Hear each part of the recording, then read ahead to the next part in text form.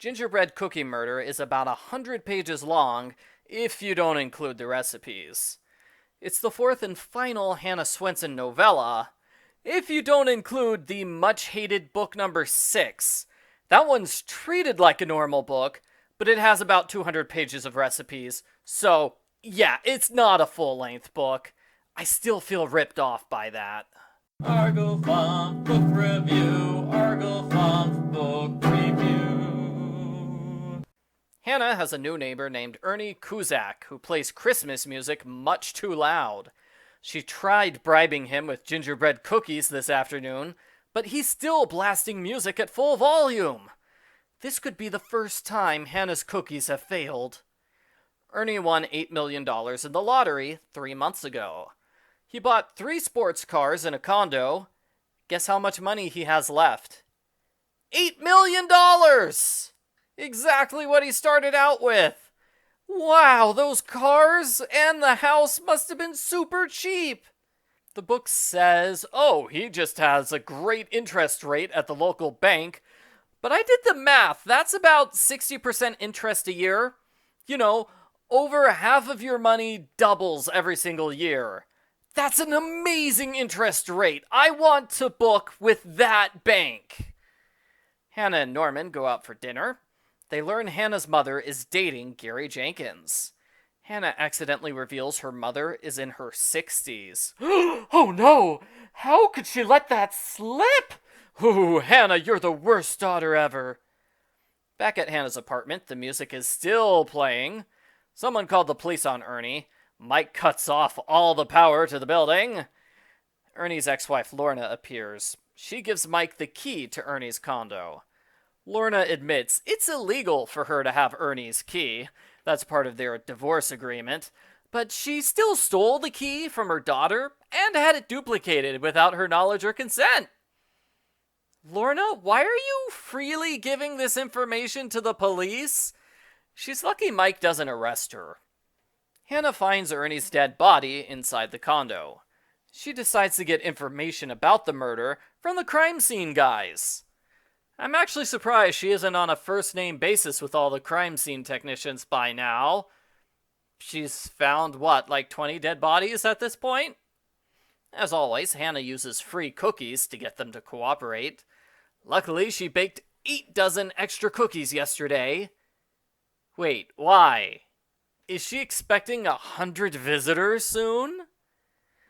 And while these people are investigating the crime scene, she cooks 3 additional recipes for them. I guess 100 cookies isn't enough.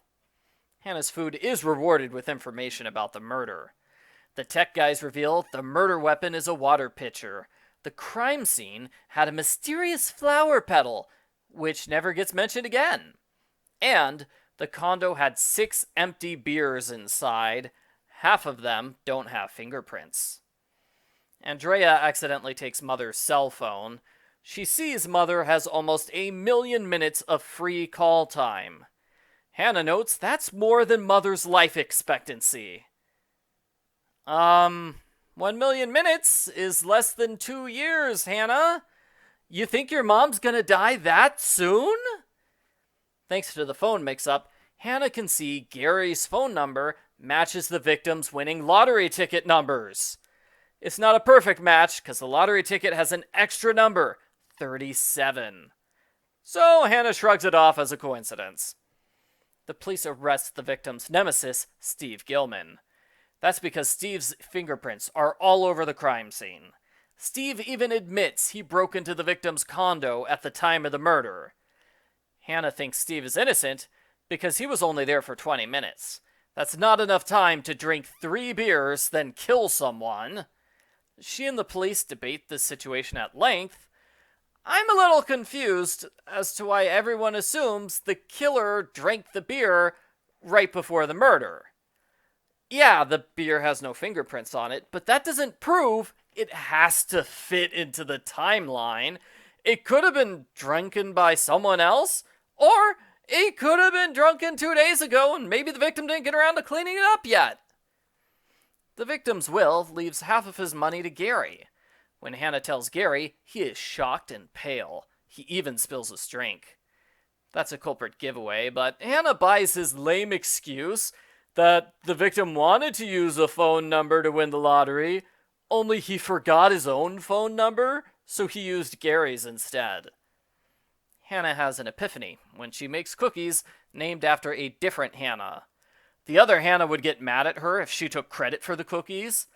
That's what happened with the lottery ticket. Gary bought it for himself, but the victim stole it. When Gary figured out what happened, he resorted to murder. The only problem is the extra number on the ticket. Hannah needs to connect Gary to the number 37. Mother would know, but she's at Gary's house right now. A normal person would wait for Mom to come home and ask her then. Hannah's not normal. She goes to Gary's house and asks Mom for the final clue to prove that Gary's a killer. Gary overhears this conversation and pulls a gun on them. Instead of killing them right away, Gary agrees to let them have some champagne first. Why? He liked the fruitcake that Hannah brought him earlier.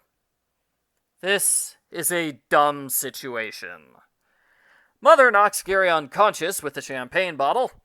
Mother feels terrible because this is the second time she's dated a murderer. Poor Mother.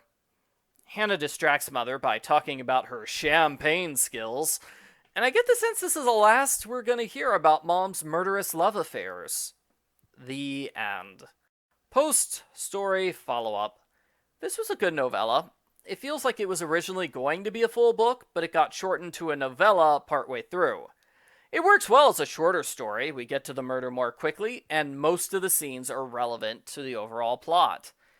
There could have been ways to expand this into a full book while still focusing on the mystery, but based on the rest of the Hannah Swensen series, I'm pretty sure the author would have expanded the story by adding some sort of cat subplot or a gingerbread house competition. It would have been cool to have more scenes with the other suspects. You might have noticed Hannah only met each suspect once. Would have been nice to come back to them partway through the story. The victim died while putting Hannah's cookies in the fridge. Those cookies don't need refrigeration. Hannah's not sure if that counts as irony or not. Whoa! I can't believe an English nerd like Hannah doesn't know what irony is. She does show off her usual English obsession by thinking about the word effluvium. Effluvium. And she complains the term hate crime is a misnomer. All murder is a crime of hate, thank you very much. The only part of the book I didn't like was the ending. It required Hannah to make a dumb decision so the culprit could capture her. Then it required the culprit to make a dumb decision so she could escape. How about an ending where the characters make decisions naturally, instead of temporarily being dumb because the plot demands it? Also, it would have been nice to have a resolution chapter. We could have seen how all the various characters reacted to the culprit's arrest. Could have been neat.